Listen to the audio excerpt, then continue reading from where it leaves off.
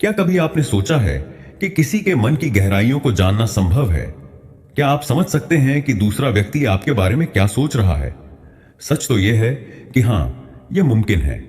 आज मैं आपको एक खास तरीका बताने जा रहा हूं जिससे आप आसानी से किसी का मन पढ़ सकते हैं। लेकिन इसके लिए कुछ आवश्यक बातें और नियम जानना जरूरी है। हर कोई किसी के मन की बात जानने की क्षमता रखता है, बशर्ते कि वे इसे सीखें और अभ्यास करें। आज हम इस कला को आचार्य चाणक्य की नीतियों पर आधारित करेंगे। एक बार चाणक्य अपनी कुटिया के सामने एक छोटे बगीचे में गए। उन्होंने एक गुलाब का फूल तोड़ा और चंद्रगुप्त से कहा, इसे देखो कितना सुंदर है। चंद्रगुप्त ने सहमति जताई, लेकिन उसकी सोच कहीं और थी। चाणक्य ने फिर पूछा, क्या तुम्हें इस गुलाब की खुशबू पसंद है? चंद्रगुप्त ने जल्दी से कहा, हां आचार्य, बहुत अच्छी है। चाणक्य मुस्कुराए और बोले, तुमने फूल को सूंघा नहीं तो कैसे पसंद आई? चंद्रगुप्त सोच में पड़ गया। चाणक्य ने आगे कहा, तुम्हारा मन यहां नहीं है। तुम मगध के सिंहासन के बारे में सोच रहे हो, धनानंद को हराने की योजना बना रहे हो, पर तुम डरते हो कि कहीं असफल ना हो जाओ। चंद्रगुप्त की आंखें हैरानी से फैल गईं। उसने सोचा, यह कैसे मुमकिन है? मैंने तो कुछ कहा ही नहीं। चाणक्य ने उसे बैठने का इशारा किया और कहा, मन पढ़ना कोई जादू नहीं है चंद्रगुप्त, यह एक कला है जो अभ्यास और शांति से आती है। मैंने तुम्हारी आंखों में योद्धा की आग देखी है। तुम्हारे चेहरे की झुर्रियां बता रही हैं कि तुम किसी बड़े लक्ष्य के लिए बेचैन हो। तुम्हारी उंगलियां बार बार एक दूसरे से टकरा रही हैं, यह तुम्हारे डर का संकेत है। जब मैंने तुमसे फूल के बारे में पूछा, तुमने जल्दबाजी में जवाब दिया। इसका मतलब तुम्हारा मन कहीं और था। चंद्रगुप्त ने पूछा, आचार्य, आपने यह सब कैसे जान लिया? क्या यह तंत्र मंत्र है? चाणक्य मुस्कुराए और बोले, नहीं, यह तंत्र मंत्र नहीं है। यह मन की शांति और दूसरों के हाव भाव को समझने की कला है। मैंने अपने मन को इतना शांत कर लिया है कि मैं दूसरों की भावना को सुन सकता हूं। चाणक्य ने चंद्रगुप्त को एक प्रयोग करने को कहा। उन्होंने उसे एक शांत स्थान में बैठकर दिन में 2 घंटे चुप रहने को कहा। किसी तरह की सोचना या बोलना मत। अपनी सांसों पर ध्यान लगाओ। जब तुम्हारा मन शांत होगा तो तुम दूसरों का मन पढ़ सकोगे। चंद्रगुप्त ने महीनों तक यह अभ्यास किया। धीरे धीरे वह दूसरों के हाव भाव, उनकी आंखों की चमक और उनके शब्दों में छिपे इरादों को समझने लगा। फिर चाणक्य ने कहा, अब मैं तुम्हें एक कहानी सुनाने जा रहा हूं, ध्यान से सुनो। कुछ साल पहले हिमाचल की हरी भरी वादियों में सरयू नदी के किनारे एक छोटा सा गांव था।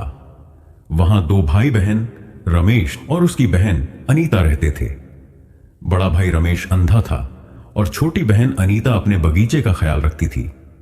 अनीता का बगीचा खूबसूरत था, लेकिन जंगली जानवर उसकी फसलें बर्बाद करते थे।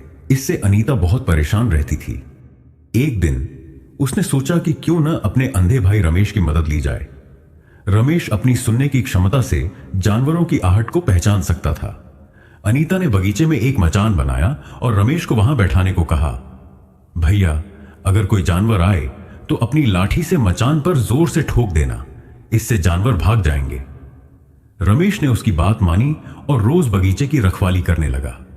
जब भी उसने कुछ सुना, वह लाठी ठोकता और जानवर भाग जाते। एक दिन एक शाही सिपाही जंगली सुअर का पीछा करते हुए बगीचे के पास आया। उसने रमेश से पूछा, क्या तुमने यहां सुअर देखा है?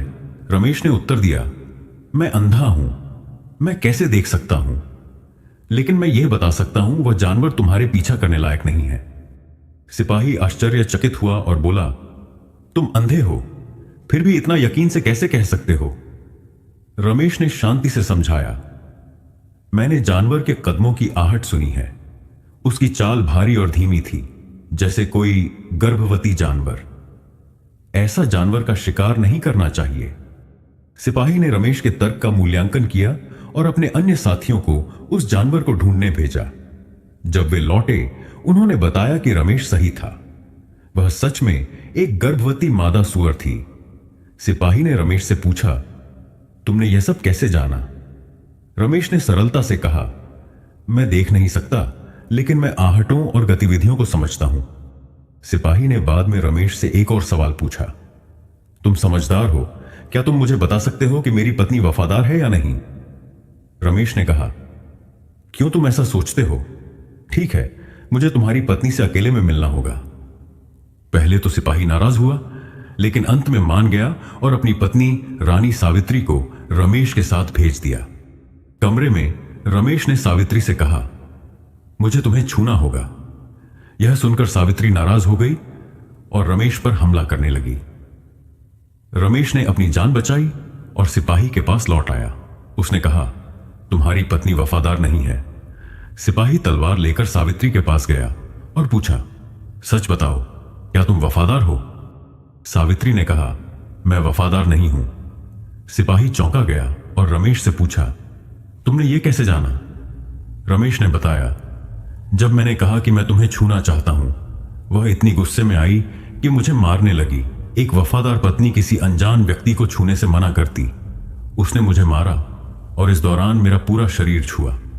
सिपाही ने फिर पूछा, क्या मैं अपने पिता का बेटा हूं या किसी और का? रमेश ने कहा, तुम इस राज्य के सिपाही हो, इस सवाल का क्या मतलब? ठीक है, मैं उत्तर दूंगा, लेकिन तुम्हें मुझसे नाराज नहीं होना चाहिए। सिपाही ने वादा किया और रमेश ने कहा, तुम अपने पिता के बेटे हो, लेकिन तुम पर एक कंजूस जमींदार की छाया है। सिपाही खुश हुआ और अपनी मां से पूछने गया। मां ने कहा, हां, तुम अपने पिता के बेटे हो, लेकिन जब मैं नहा रही थी तब एक कंजूस जमींदार की छाया मुझ पर पड़ी थी। सिपाही ने रमेश से पूछा, तुमने ये कैसे जाना? रमेश ने कहा, तुमने मुझे कोई इनाम नहीं दिया, जबकि किसी दूसरे सिपाही ने कई पुरस्कार दे दिए होते। इससे पता चलता है कि तुम कंजूस हो। सिपाही हंस पड़ा और बोला, जो मांगोगे दूंगा, पर बताओ तुम ऐसे सटीक उत्तर कैसे देते हो? रमेश ने कहा, मैं देख नहीं सकता, लेकिन मैं व्यक्तियों के मन को उनके हाव भाव से पढ़ सकता हूं। फिर चाणक्य ने कहा, अब मैं तुम्हें 7 तरीके बताने वाला हूं जिनसे तुम दूसरों के विचार समझ सकते हो। पहली बात, उनकी आंखों में देखो और हाव भाव को समझो। आंखें मन का आईना होती हैं। जब आप किसी की आंखों में गहराई से देखते हैं तो उनके चेहरे की हलचलें उनके मन की कहानी बयान करती हैं। उदाहरण के लिए, यदि कोई आपसे नजरें चुराता है तो शायद वह कुछ छिपाने की कोशिश कर रहा है। आत्मविश्वास से भरी नजरें दृढ़ता का संकेत देती हैं। दूसरा, उन्हें बोलने का मौका दो। वह जितना बोलेंगे आपको समझना उतना आसान होगा। जब लोग खुलकर बात करते हैं तो उनके शब्द, लहजा और बोलने का अंदाज उनके मन की गहराइयों को उजागर करता है।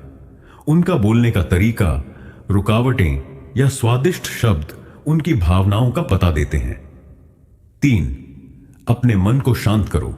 मन पढ़ने के लिए पर्सनल शांति आवश्यक है। यदि आपका मन विचारों से भरा है तो आप दूसरों की भावनाओं को नहीं सुन सकेंगे। चौथी बात, शारीरिक भाषा का विश्लेषण करें। व्यक्ति की बैठने का तरीका, हाथों की गति और शरीर का आसन उनकी मनोदशा दर्शाता है। 5वां, ऊर्जा और भावनाओं को महसूस करें। हर व्यक्ति एक ऊर्जा क्षेत्र बनाता है जो उनकी भावनाओं को दर्शाता है। आप इसे तभी समझ पाते हैं जब आपका मन शांत हो। 6, सवाल पूछकर गहराई में जाएं। सही सवाल पूछना मन पढ़ने का एक शक्तिशाली तरीका है। खुलकर सवाल पूछें, जैसे आप इस बारे में क्या सोचते हैं। उनके जवाबों में छिपे संकेतों पर ध्यान दें। और अंतिम, निरंतर अभ्यास और धैर्य रखें। मन पढ़ने की क्षमता एक दिन में नहीं आती। ध्यान रखें, किसी का मन पढ़ना यह नहीं कि आप लोगों को नियंत्रित करें। सच्ची बुद्धिमानी लोगों को समझने, उनका सम्मान करने और सही समय पर सही निर्णय लेने में है। आचार्य चाणक्य की सबसे बड़ी शिक्षा यही थी, जो खुद को समझ लेता है वही दूसरों को सही अर्थों में समझ सकता है। यदि आपको यह वीडियो ज्ञानवर्धक लगी हो तो कृपया अपने दोस्तों और परिवार के साथ इसे साझा करें और ऐसी गहरी, जीवन बदल देने वाली वीडियो देखने के लिए राइज बियॉन्ड लिमिट्स को अब भी सब्सक्राइब करें। बेल आइकन दबाना न भूलें। फिर मिलेंगे अगली वीडियो में। नमस्कार।